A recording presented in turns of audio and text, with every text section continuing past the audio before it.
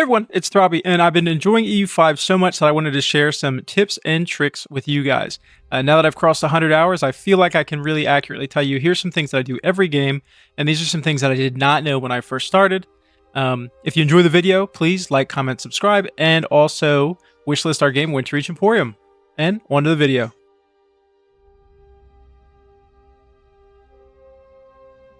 All right, so the first tip that I wanted to touch on, and this is kind of a quality of life, is kind of just things to automate. Every game I always automate replace generals and replace admirals, as it's kind of just a tedious thing. And then automate trade. You can do the trade yourself, but like I said, it's just really tedious, and you don't really get anything extra out of doing it yourself. It's one of those things that's kind of just better handled by the game. So I always automate it. Replacing your generals and your admirals, kind of, to me, is totally necessary. It's such a waste of time to not automate this. The little automation tab over here on the top right is this cog, and you can come here and you can see everything that you can automate on this tab. I don't know, maybe everybody didn't know that, but this is just a good way to see all the things that you can automate. Generally speaking, though, if you don't know what automating it does, then I wouldn't automate. So if you, like, say if you're going to automate army construction, but you don't necessarily know how it's going to work, I wouldn't automate it. So I've seen a few runs ended by automating the wrong things and the AI just doing crazy stuff. So if you're going to automate, just make sure you automate the right things. And I think these are 3 of the best things to automate. Okay, up next is adding and removing rivals. So the rivals that you choose, I always try to choose neighboring countries, because you can get a casus belli for attacking your rivals. I know expansion in this game is kind of hard, and we're going to go over a couple ways to increase expansion later. But a good casus belli to declare on your neighbors is to make them rivals.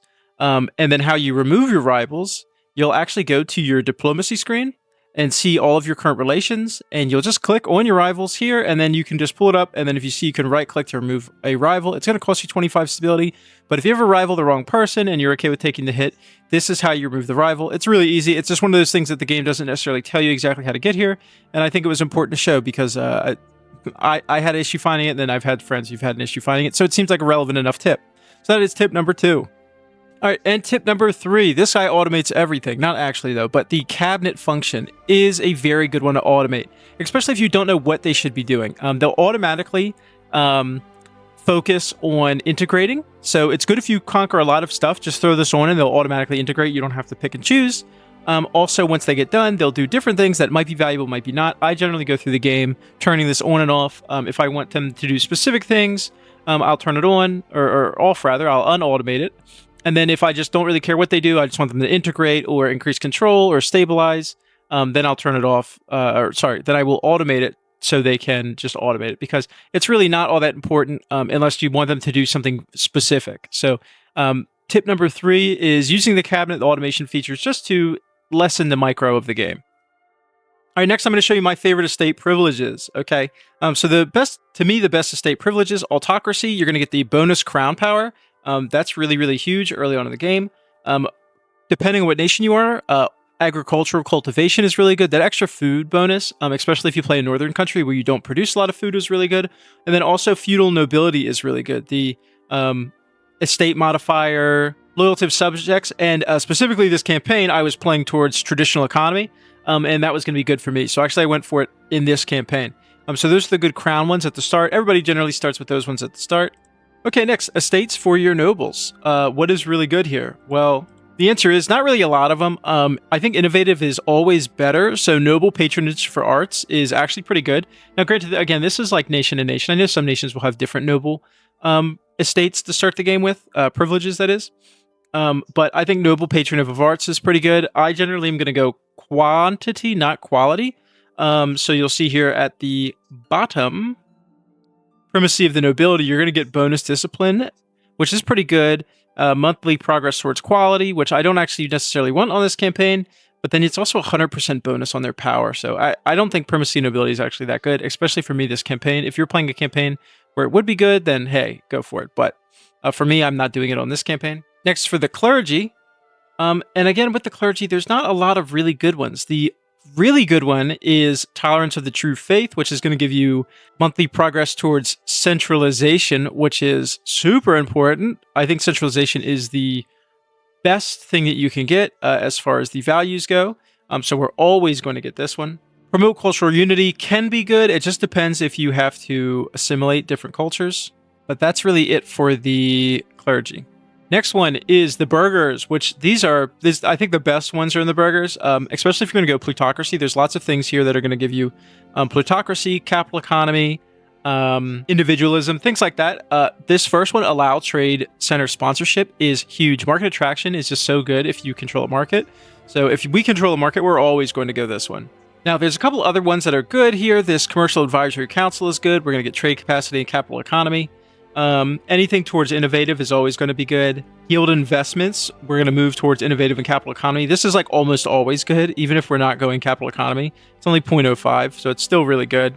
Trade monopolies can be good. We're going to lose trade capacity, but the burger trade capacity goes up 100%, which is actually a ton. And finally, urban development grants is always really, really good. We're always going to go urban development grants. We're going to get bonus monthly development and monthly progress towards innovative. Next, we have the peasants. The peasants don't have a lot of really good ones, but I do think common militias is good. We're going to get bonus levy size and then levy combat efficiency. I think this is just really, really good. There might be some kind of negative modifier to them having weapons, but I haven't seen it yet. Everything else generally isn't very good to me. And then lastly, the tribes. Maybe the bonus tribe levy size. I haven't played a nation that has a lot of tribes, though, so this is hard for me to speak on. But that would be the only one that I could see being very good. You'll see here another thing to automate, then I promise this is like the last thing that I really automate. You start the game with your army maintenance and navy maintenance and fort maintenance. All that's automated, but your tax isn't automated. I automate my tax. It basically will keep them at 50%, all of your estates. So generally the reason I do this is it'll just auto scale it for you. You don't have to worry about coming in here and scaling it yourself. The AI will just do it. It's just another tedious thing that isn't really actually helpful to do on your own. So I automate this. I think it's just the better way of doing it. So this is the economy little automator. Okay, next tip. This is really only good in certain circumstances where we're going to want to change our succession laws. Here we can see all the different succession laws, what they mean, and basically who our actual heir will end up being. This is just a tab that the game doesn't really ever highlight to you, and you might never know what it is. So if you want to stop yourself from changing your dynasty, maybe if you're playing as the Habsburgs and you have the wrong heir and you want to stay Habsburgs, you can come here and change it. This is just a tab that is somewhat helpful. It's pretty niche. You don't always need it, but it's just nice to know that, hey, this is where you go if you need to fix your heir. Okay, next is creating a market. So there's certain things that will stop you or help you create a market. You go here on the economy tab and click on markets. You can create a new market in a different location if you don't already own a market, or if you're, trying to make a second market for whatever reason. You see here our market attraction is actually very important. It is going to control the size of our market, so how much sway over the surrounding area that we have. Our trade advantage is how much advantage we have in the market. And then market protection is something you get later in the game, and it will stop people from encroaching in your market. You're also able to destroy other markets. I'm not sure exactly what is allowing you to destroy other markets. It's not really spelled out anywhere, but it's going to cost you 20 stability and 20 prestige, I believe. But these are the different things you can do with the market, and then kind of what some of what these modifiers mean on like a brief level here. Okay, and one of the most OP mechanics that nobody knows about, maybe not nobody, but two things you can do with your parliament. You can change your laws. This is really important if you have laws that need to be changed. They're super expensive and they cost a lot of stability to change them normally, or you can just use your parliament, change the laws here. It'll cost you 50% on the parliament. You can still try to go past your parliament, but if you fail a parliament, it's only 7 stability, so it's really not a big deal. The difference between losing 107 stability versus 7 is using your parliament to do this feature. And the other feature you can do with your parliament is get claims. One of the hardest things you can do in this game is to expand if you don't know how.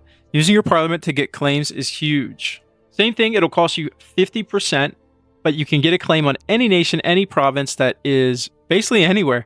This is huge. It will lessen the cost of the war score, even as opposed to humiliating a rival.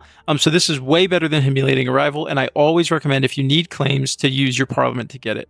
Okay, and the last 2 tips we're going to go over is balancing and rebalancing your troops. I do this after every battle. Some of your fronts or your flanks will get weak, And you just hit this button and it will rebalance your troops and equal out all of your fronts. So if you keep losing and you keep having certain flanks die out and you don't know why, this is probably why. And then the other thing is, after every siege, even in other nations, you'll notice that there is this modifier right here. It shows you how many people are in the garrison, how many soldiers are in the garrison. You can refill the garrison with this button. If you ever do sieges and then you realize it just gets insta-sieged by the AI right back, and you're like, what the hell, they siege them so quick and I siege them so slow.